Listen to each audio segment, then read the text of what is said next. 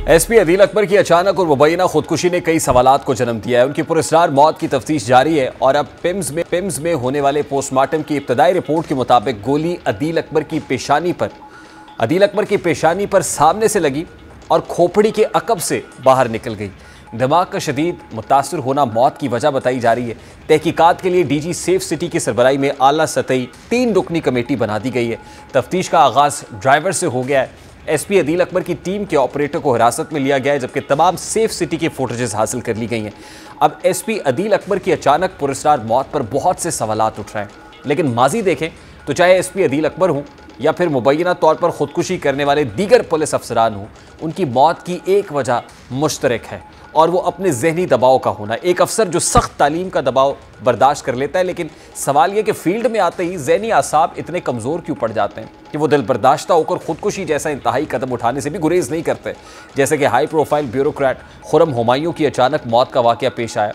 खुर्रम तकरीबन चंद साल कबल BS-22 में तरक्की दी गई थी। 22वें ग्रेड के अफसर उन्हें मार्च 2022 में रिटायर होना था, लेकिन उनके साथियों के मुताबिक उनके खिलाफ इस्लामाबाद की एहतसाब अदालत में ज़ेर इल्तवा रेफरेंस के अलावा उनके इंतज़ामी कंट्रोल में हालिया पोस्टिंग और तबादलों के हवाले से जारी महकमाना इंक्वायरी ने खुर्रम हुमायूं को परेशान करके रख दिया था।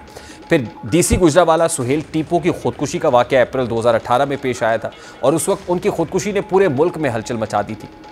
मीडिया रिपोर्ट्स के मुताबिक वो कुछ अरसे से शदीद जहनी दबाव का शिकार थे। वो अकेले रहते थे, कम बोलते थे और अक्सर तन्हाई पसंद नजर आते थे और बतौर डिप्टी कमिश्नर उन पर इंतजामी दबाव, सियासी मुदाखलत और काम का बोझ भी था। फिर इसी तरह बिलाल पाशा भी एक पाकिस्तानी सिविल सर्वेंट थे और उनका ताल्लुक भी DC सुहेल टीपू की तरह पाकिस्तान एडमिनिस्ट्रेटिव सर्विसेज से था। उनकी वफात भी इंतहाई अफसोसनाक और पुरस्कार हालात में हुई थी। वो अपनी वफात के वक्त DC राजनपुर के तौर पर फ़राइज़ सर अंजाम दे रहे थे और राजनपुर जैसे ज़िला में काम करना इंतहाई मुश्किल समझा जाता है। वहाँ कबायली तनाज़ात, सियासी मुदाखलत और इंतज़ामी चैलेंजेस आम होते हैं।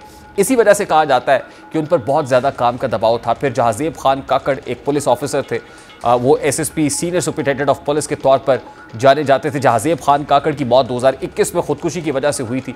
उनकी मौत एक अफसोसनाक वाक़या था और इसके बारे में मुख्तलिफ रिपोर्ट्स मंजर आम पर आई थी और इब्तदाई तहकीकात के मुताबिक ये वाक़या उनकी ज़ाती परेशानियों या जहनी दबाव की वजह से पेश आया।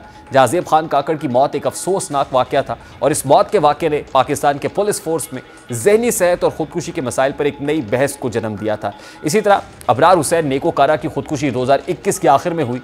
वो सीनियर सुपरिटेंडेंट ऑफ पुलिस के तौर पर फ़राइज़ सर अंजाम दे रहे थे और मुख्तलिफ अहम ओहदों पर खिदमात अंजाम दे चुके थे। उनकी मौत का वाक़या कराची में पेश आया, जहाँ वो अपने घर में मुर्दा पा। इब्तदाई तहकीकात के मुताबिक अबरार हुसैन नेकोकारा ने अपनी ज़िंदगी का खात्मा खुदकुशी से किया। उनकी मौत की वजूहात ज़ाती परेशानियों और जहनी दबाव की वजह से सामने आई।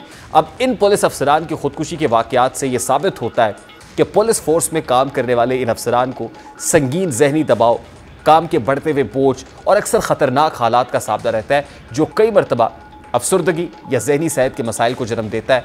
इन मसाइल पर फौरी काम करने की ज़रूरत है ताकि कोई और काबिल पुलिस अफसर अपनी ज़िंदगी अपने हाथों से ना बुझा सके।